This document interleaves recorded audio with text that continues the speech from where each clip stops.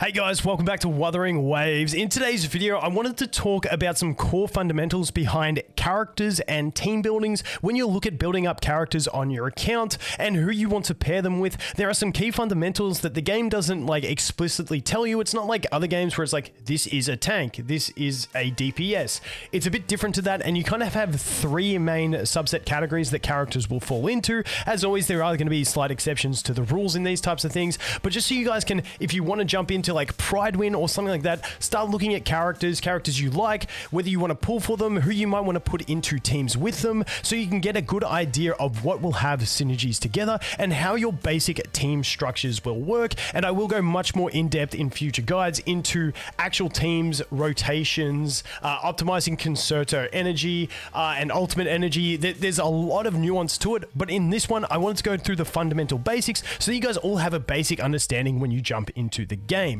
Now, before we go sweating too hard in these theories, just know that yes, it is a casual game. You can play it as casually as you want. It does have hologram bosses and hard modes, but at the end of the day, make the game what you want it. If you just like three characters and you want to slap them in the team because you think they all look cool, well, that's fine. I basically played through all of CBT2 with just Danjin as my main character and not really swapping too much. You can get away with whatever you want to do. This type of stuff is going to be more when we look at a Tower of Adversity, which is kind of like the Memory of Chaos if you've played Star Rail, your end game mode, because in those modes they become more of a DPS check where you're going to need good rotations to go ahead and maximize that damage. And when we compare that mode to something like the hologram bosses, which are those real technical fights, in the TOA mode, you can more face roll and not worry about damage as much, whereas the hologram bosses is a different kettle of fish where you've really got to avoid stuff. So just know there are going to be different modes and stuff, but just know when we are looking at some of these things, we are looking more at team combinations for when we talk about Trial of Adversity, because that is where your team combos and maximizing your damage is really going to fall into. So let's get into it. So first of all, what are our three quote-unquote categories of characters that you're going to be filling slots with in your teams? The first is your DPS, your main DPS, if you will. This is your character that is going to stay on the field for most of the battle. They're going to have the highest uptime. Normally, these characters have ultimates that have like a timed duration where they basically go into a berserk mode, and that encourages them to stay on the field for this berserk mode and maximize their damage. Then you have raw supporters slash healers. These are ones that don't really want to stay on the field for too long, and they do have buffs that normally last around that 30-second period so that they can buff through your next character and then into your main DPS.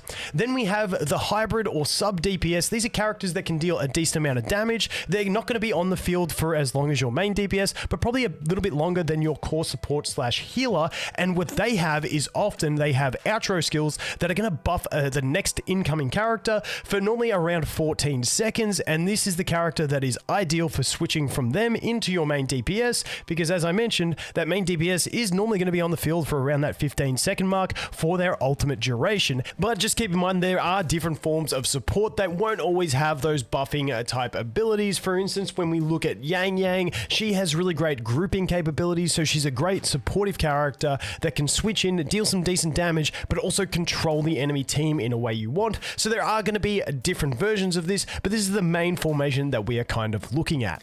Okay, so here we are over on Pride Win. We're going to check out the three types of characters, how to identify them, and also a quick look at echoes that you might want to equip onto them when the game does launch. Now, I have to give a massive shout out to Antilla and the entire team at Pride Win. These guys are sweating super hard getting the site ready, and it's a fantastic website for just about any gacha game that you play. So if you want to go ahead and check anything out about the game, come over here. Just a quick disclaimer, it is based on CBT2, and they will update the site after global launch to be on par with the launch build. And with this whole video, I'm going on fundamental principles, which shouldn't change, but if they do, I will update the video for you guys. Also, always check pinned comments in these pre-release videos in case there's something small that changes that I can update you guys on. So the first one we're going to look at is your main DPS. Now, as I mentioned at the start, your main DPS is normally going to be a character that has some sort of ultimate, and once again, this will change. These games always evolve over time, but at the moment, most of the main DPS characters we have some sort of ultimate ultimate that enters like a quote-unquote berserk mode or gives them special buffs for a period of time.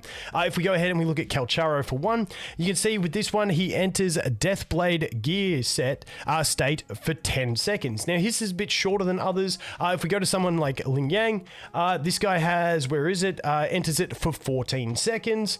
And then we also have like things like Encore, we've got Jian as well, all having a berserk mode. Now, Jian's doesn't have a timer listed here over on Pridewind, but you can see after casting it, he enters the mode. Dude, I suck at pronouncing 90% of the things in this game, so I do apologize, but they all have that sort of a mode changing feature, and these characters are more around buffing themselves and dealing raw damage is what their kits are entirely about. So if we go over here to a Jian, for instance, and we go to his Concerto skills, and we look at outro skills. Outro skills are a good insight into what a character's meant to do. When the character's heavy attack hits the target, Jian will summon yada yada to attack together, causing arrow damage lasting 8 seconds, can be triggered every 1 second up to 2 times.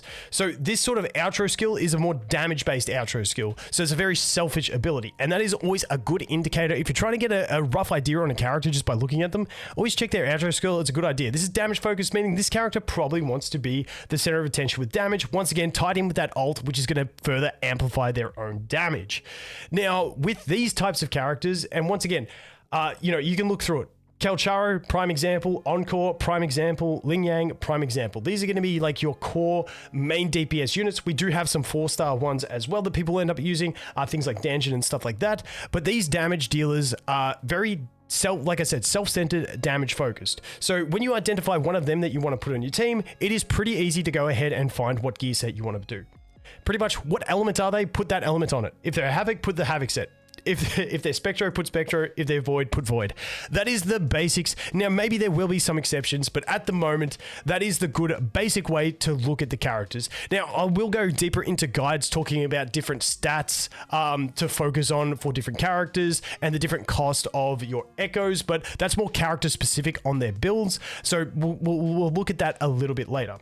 So the next one we want to look at is your supporters. Now, your supporters are the ones that often they have healing and they're going to have like longer term buff effects. The perfect examples of this that we have are Verena and Baiji. These two are the perfect examples for me to show you guys, because the key thing here, if we go look at their Concerto skill, recovers 19% of her attack as health per second for 6 seconds. All teammates gain 15% increase in total damage for 30 seconds. The big thing here is 30 seconds. As you saw with our buffers, Kuro had a 10-second ultimate duration. We had Ling Yang with a 14-second buff duration. The other two are around that, that 12 to 15-second range as well. So this one's going to be important because this allows you to put your other character in, and then this damage buff will still continue on into your main DPS when they eventually come in. So a very important thing. Now, just note when I talk about this is just core fundamentals. You will get some where you do more switches between characters, but that is much more niche, and I will cover that in future guides. But just the fundamental principle of these supports is normally they have some sort of healing and they have longer term buffs so that they can carry over through characters. Now, like I said, she is a prime example. If we go back here, Baiji's another great example, because if we go to her outro skill, you can see the outro skill, the character's damage increased by 15% for 6 seconds after they're healed. So we've got this heal that lasts 30 seconds. And when receive their healing, then they get the buff. So this is like a 30-second duration because the heal just keeps ticking over time after she uses her outro skill. So once again, this is one of those longer term buffs. Now, she's obviously not going to be as good as someone like Verena, but it is still the same principle. You get some healing and you get those longer term buffs. Now, these characters, once again, the healing characters, you're normally going to put the healing set. And as you can see, this one, when performing the outro skill, the attack of, and once again, this is based off beta. If these things change, we might get some little changes to these types of things. The attack of the entire team resonates increased by 15%, lasting 30 seconds. So once again, it makes sense. They got the 30-second buffs. Give them another 30-second buff that can carry the entire team. Then when we look at the final type of character, which is like your hybrid DPS, your sub DPS, whatever you want to call them, these are the characters that have decent damage in their kits, but they are often, and the key giveaway for these characters like Mortefi here, is that their Concerto skill, once again, the outro skill is a great insight into what the character is meant to do. Heavy attack damage increased by 38%. This effect lasts for 14 seconds or the character exits. So this one, as you can see, if you have a character as your main DPS whose heavy attack damage is their primary source of damage, then this is the character that you want to use their outro skill. Moving into that character, this buff lasts for 14 seconds. Most of the main DPS want to stay on field for like that 12 to 15 second range. They're going to get full throughput on that buff, but they're also going to get the buff from the previous unit, which was your healing unit, because those buffs last for 30 seconds. And that's going to be the general playthrough of your team. You're going to have your main DPS, you're going to have your supporter slash healer, and then you're going to have your hybrid slash sub DPS. And your sub DPS is always going to want to use their outro skill moving into your main DPS so that they can have maximum uptime of those big buffs. Now, if we look at someone like Mortefi here, who, as we can see, has heavy attack damage bonus. Now, this is more, we'll get more into this when we look at other guides, but the character that really specializes in heavy attack damage is Jian. The majority of his damage comes from his heavy attacks. That means Mortefi is going to be a fantastic fit for him. If we go to Kelcharo, his Resonance Liberator, whatever they call it, damage is going to be his primary source of damage. If we go over here to Yin Lin and we go to Concerto skill, Electro damage increased by 20%. Resonance Liberation damage bonus increased by 25%, lasts for 14 seconds. Once again, if we go then back over here, you can see that Kelcharo, he has the Electro, which is fantastic. Electro buff. Nice. And then it also buffs his primary source of damage, which is the Resonance Liberation. So you can really get an idea on how you want to piece together your teams, and some of the best characters for other characters based on what those outro skills are, because like I said, they give you a great insight into what those characters want to do. So for those that were hoping Yinlin was going to be a main DPS, once again, you can play the game however you want, but really she is going to be there as that supportive character to buff a unit like Kelcharo, because she is cater-made with her buffs to go ahead and buff him. So that is the kind of stuff we're looking at. Now, with these units, these hybrid type DPS, what are you going to put on them? Well, then we have this Moonlit Clouds.